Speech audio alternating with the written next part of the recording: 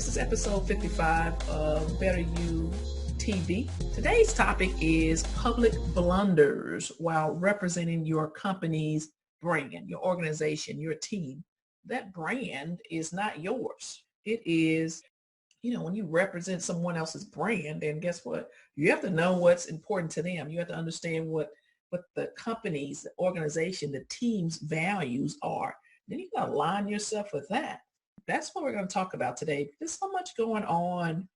We just want to be clear. So this is a weekly leadership themed video show for women leaders. Now, that don't mean that men can't listen or benefit from this. This is simply that the topics are selected, bam, right on the dot for women, right? And that's women who are in positions of authority, power, and influence, or those that are seeking to get into those positions. You can connect with me here on Facebook at Angela M. Odom. Also on Twitter, same thing, Angela M. Odom. And on Instagram at this _ the Better You Project. All right, so there we go. Let's get started. So I'm Angela Odom, and I am a firm believer, based on my experience, that most women undervalue themselves. I am the creator of the SOAR success system, and that's strategy, organize, accountability, and relationships, SOAR. It's a success system I use to teach women who want to serve in positions of power, authority, and influence how to develop their talents and their skills to progress in their careers and thrive within their social environments. Go ahead and share, start a watch party. You can like and comment as we go along. Let some other people know what's going on here. This is really good stuff.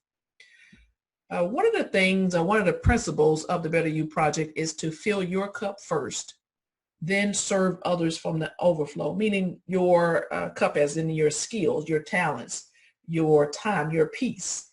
Because, if you have your cup filled and from the overflow, you're serving people, then guess what? You show up as your best self. Then you're most likely not, not tired or aggravated. You're like serving from the heart, right? So today's episode is public blunders while representing your company's brand. Public blunders.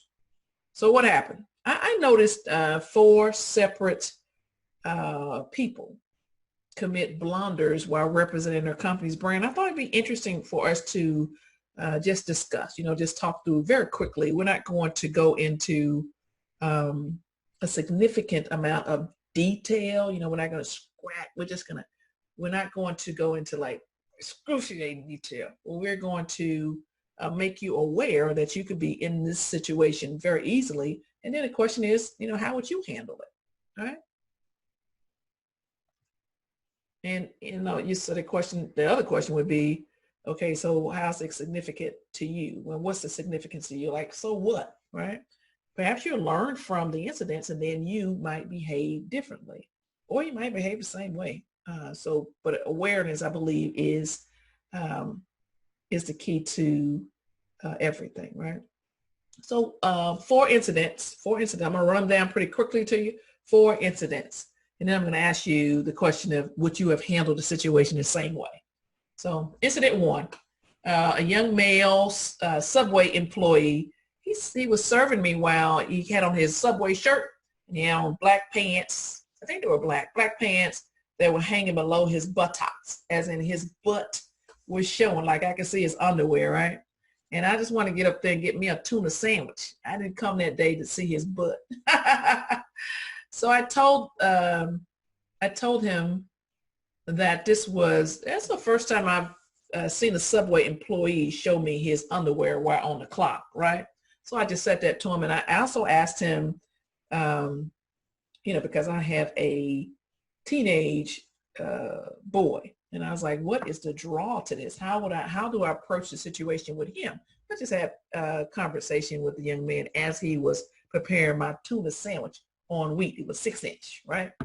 And so, the first time I said something to him, he looked at me, but I told him that he's probably going to be fired soon because he is not representing Subway well, the company well. He's actually um, representing himself. This is how he shows up in other places, but any Subway you go to, the people got their pants pulled up, right? And so for me, no judgment on him wearing his pants down. My thing was, I was just perplexed as to why he thought it was okay to do it while at work. I was like, what are you doing, guy? I mean, nobody's going to put up with that. Subway's not going to lose any money because of you. Subway's not going to do that. And so anyway, just a regular conversation with the young man. It turns out that he was a very nice, kind, he was all that. He was intelligent and all of that kind of stuff, stereotypical things we see when with things we think when we see someone with their pants all down, whatever. He just slapped that to the side, actually on his way to the Naval Academy. How about that, right? And he said to me that so when he was called out, what did he do? He put his pants up and he thanked me. He said that he had rushed into work. It was his first week. So really this was a leadership issue. Like whoever trained this young man, I don't know if they overlooked it or I don't know what that was. I just know that it was, I just said something to him because I said I didn't want to see his butt while he's making my sandwich.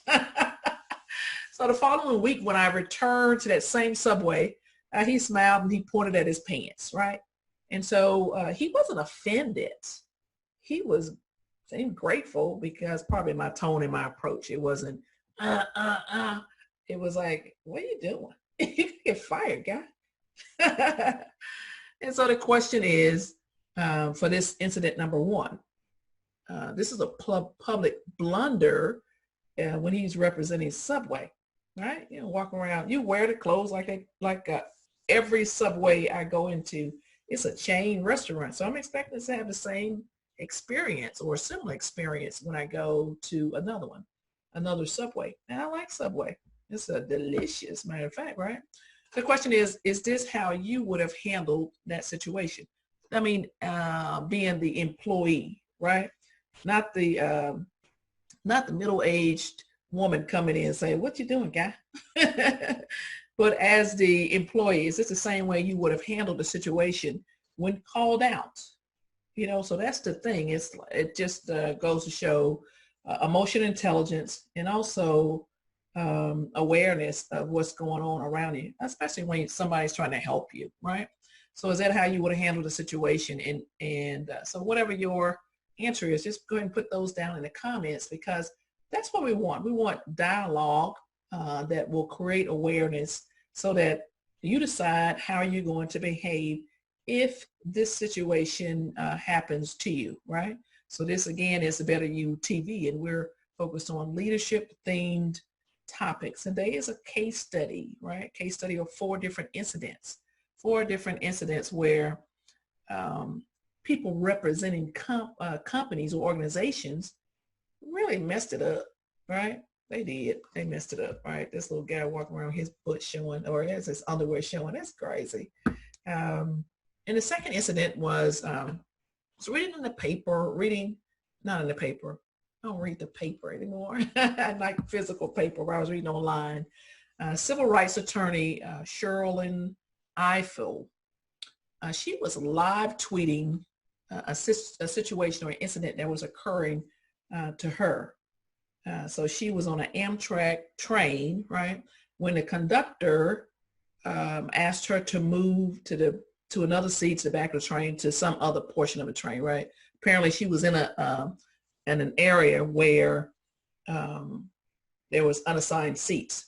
Apparently, which was kind of interesting, they had previously had a train go off the rails, and she was like on the train, broke a collarbone, and still she decided to ride the Amtrak, right? So it wasn't that she was some new person like me. I wouldn't know, am I supposed to be in this car, No, like she's familiar with the procedures and the processes of Amtrak, right?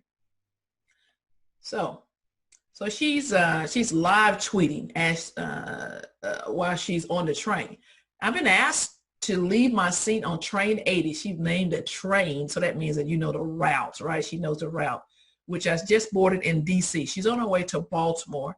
There are no assigned seats on this train. The conductor has asked me to leave my seat because she has other people coming who wants to give them the seat. Can you please explain? So she's actually live tweeting Amtrak about the incident. And then she's giving an update. She's giving an update. You know, the next incident is I'll preface this by saying that I love Amtrak. I'm a regular customer. I returned to Amtrak even after suffering a concussion and broken collarbone in the Philadelphia derailment of 188 in 2015. So this incident will not sour me on using this important public rail. So she's not being nasty. She's just like, what just happened? Why I gotta give up my seat, right? And then she continues, but this was truly bizarre. I left the train in Baltimore and called over the lead conductor and the agent/conductor who attempted to remove me from my seat. I laid it out. She now said she wanted to keep empty seats at the front. I mean, also there were no special passengers. So basically the story changed. So again, when you're representing a company or a brand, you know, just quickly understand how you are coming across and what's going on. But this right here, you know, that her engaging with the conductor and the agent, right there, I think it was really resolved. But she was live tweeting Amtrak, right? And that was what was so interesting to me. She, you know, oh, by the way, she told the people, hey, I'm getting off in the next stop anyway. So, you know, what's the big deal? She might have been just a little annoyed, but guess what? It was crazy to me that the Amtrak company, someone started following her on Twitter, right? So now they figured out how to respond to her, but the response was inadequate in my own, you know, opinion, right? So the bottom line is, so Amtrak goes back to her. So we've tried to reach you directly numerous times via the info we have on file, but we were unable to connect. We sincerely apologize for the miscommunication and inconvenience in our investigating. Please DM us best way to reach you so we can discuss the matter. How crazy is that? Like you're like it's a public event. She's live tweeting it, right? It's public. So then you say, oh, I can't contact her. You just contacted her. Just apologize and move on, right? Just apologize, move on. Like, oops, we messed it up. I'm not sure what's going on with the conductor of that train, but we'll get to the bottom of it and then keep it moving, right? You're live tweeting saying you can't contact me. Are you kidding me? Shut up. So bottom line is we still don't know what happened. We, as in you, me, and the regular folks, don't know what happened on the train or what was going on and all that kind of stuff. But what we do know is when you are representing a brand or a company, just understand that, you know, be consistent, understand what the policies and procedures are. And then if it's some kind of public thing, right, just do the right thing. At the same time that the Amtrak folks were acting like they couldn't get in touch with Miss Eiffel, you could see on their Twitter feed that they were responding to other customers. And so it was kind of bizarre. It's kind of crazy. It was something that they could have just easily and quickly, you know, gotten beyond. Like, just, I don't know what that was. We'll get to the bottom of it. Thank you. We love your service. Now let's keep it moving. And then you keep on. But guess what? She actually had a meeting with a follow-up phone call with the top brass or somebody, whatever it is. Because the question really comes at this point for Amtrak, what's wrong with y'all? Because in that same week, same couple of days, there was some big old news story about 2 people in wheelchairs being charged $25,000 or being quoted a price of $25,000 to ride on a train because of whatever it had to do with the seats for the wheelchairs to be on, all that kind of stuff. And then on top of this foolishness. So just understand when you're representing your company's brand, how to respond, whatever those systems are in place. And then, just keep it moving. It doesn't have to be like big. Just handle the situation and keep moving, right? Show up in your big girl pants, right? So anyway, is that how you would have handled the situation? Again, this is from the company's perspective. They didn't have a process for this. They just had somebody back like live tweeting for other things, but when there was a real situation that could impact negatively to the bottom line, doesn't seem that they had anything in place, right? All right, so incident number 3. By now, most people have heard that Kobe Bryant, his 13-year-old daughter, and 7 other precious souls died in a helicopter crash the other day, right? And so, people, I think TMZ or somebody even broke the story before their family members, the 9 people, their family members were notified, which was kind of crazy all by itself. So, I don't know. I mean, it's one thing to get the story out, want to be the first, but it's got to have some kind of decency. That's Angie Odom's opinion, right? And that's what I believe. But anyway, so helicopter crash. The reporter goes on the air and she's explaining what happened. She stutters on air, and then she, oh well, God, it sounded like to me because I listened to it. She said nigger. She said the N-word. I don't know why they say N-word. Anyway, so she said nigger right there, or racial slur, right? Slur. Yeah, so disrespectful. But anyway, so she said it, and okay, she said it. Then she goes back and she says, this is how she's handling, right, when called out. She says, earlier today, while reporting on the tragic news of Kobe Bryant's passing, I unfortunately stuttered on air, combining the names of the Knicks and the Lakers to say Nakers. whatever she said, okay. She's, basically she apologized for any confusion, right? I actually think apologizing, go right back, on social media, is just saying, hey, I messed that up. That for me would have been the right thing, but I don't know, Knicks and Lakers don't come out to niggers. so okay, she got, in my opinion, I give her like a 50% of that. She messed half of it up, and the whole point of trying to get ahead of it really quickly, I think was the right thing to do. And then of course, I think she's been suspended. They'll probably just let this thing die down some until this blows over, right? But anyway, looks like they handled it. She did, and not some, the MSNBC come and says, oh, blah, blah, this is what we think.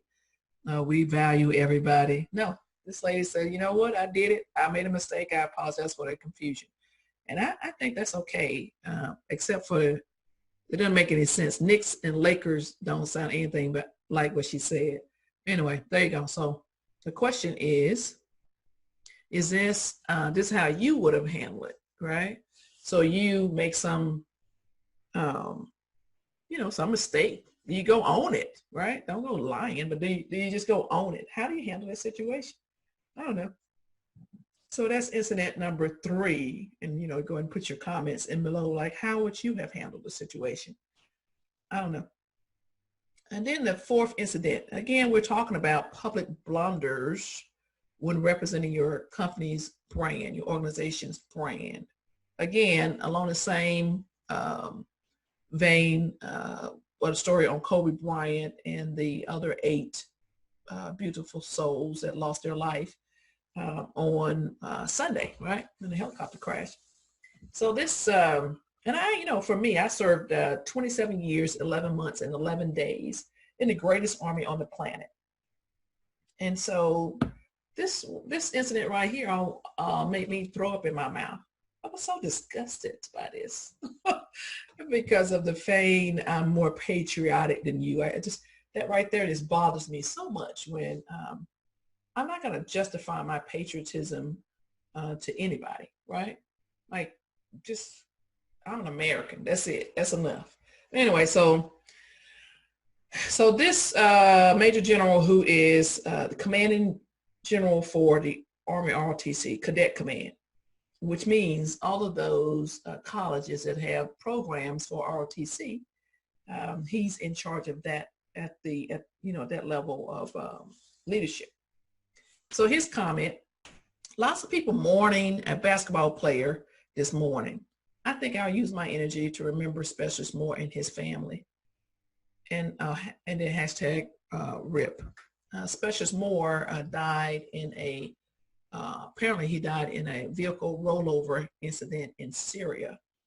And this guy here, for whatever reason, got his panties in a wad because the specialist was not getting news attention, media attention.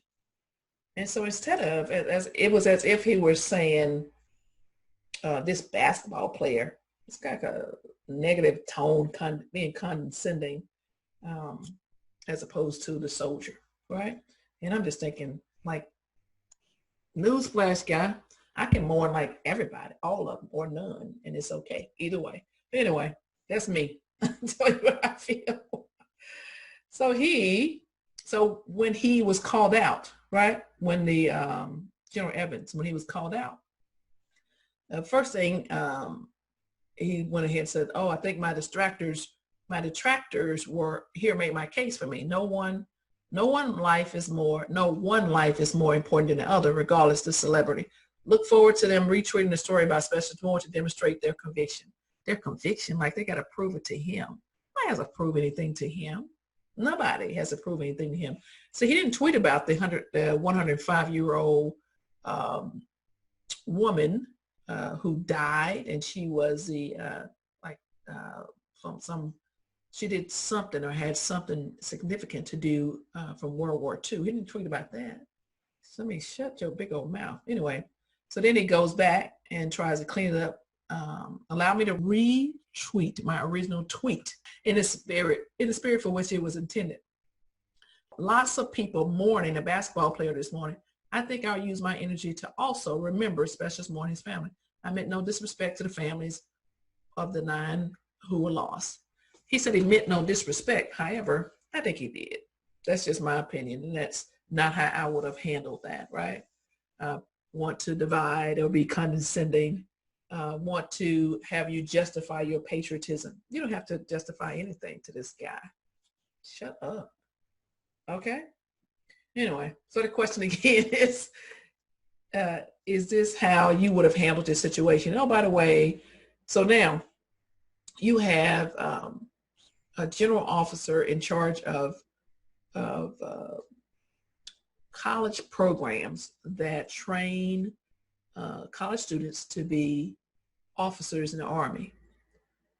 I can guarantee you that the people who mourn Specialist Moore's death, the same vein, they can on their own decide to mourn Kobe Bryant's death, those other 8 people's death, right? And the 105-year-old lady's veteran, her death. The same people can decide to do that without that. So he represents us, as in the United States. He represents all of us. So he's representing a brand, the Army. Oh, by the way, I believe that he is hurting recruitment for the general who's in charge of Army recruiting. Because he's like, hey, guys, shut your big old mouth. Kobe Bryant, I don't know him. I don't know the specialist. Because somehow I'm saddened by both. How about that? Anyway, the question again. So those are 4 incidents. So public blunders. And why did I say the blunder with the general? It's because it was as if he was tweeting. He was posting under John's thoughts and beliefs, as opposed to the United States Army's brand. Get off Twitter, Instagram, Pinterest, Facebook, whatever else there are. There's like the gazillion of them, until you become keenly aware of your company's, your organization's policies, procedures on you speaking. Because if you're speaking on their behalf, then speak on their behalf, not on your own, right? Don't get yourself in trouble with that. So the moral of the story of these case studies, this incidents right here. So when you're representing a brand, you want to align yourself with the values and goals and intent of the brand, or you suffer the consequences, right? So the Amtrak people, I checked that they're still getting comments like following up, like, so what happened? Miss Ifield, how is that going with her? Why would Amtrak, why would they make her move? Why wouldn't they talk to her? You know, all these things. So instead of getting more people to ride and tell them how safe it is and, you know, how convenient it is, now they've got to deal with that they are crazy. And then the other thing with the general, the same thing. Instead of getting more people to join the Army, Air Force, Marine, Coast Guard, now they, you know, this guy, is that's in the news with him with his condescending comments. You know, he actually messed up the memory of specialists more by making it about him. That's the way I see it. I think he's tone deaf, and also believe that he's out of touch, right? Now, I don't know Kobe Bryant. Never even watched him play. Maybe once. However, I do know that for whatever reason,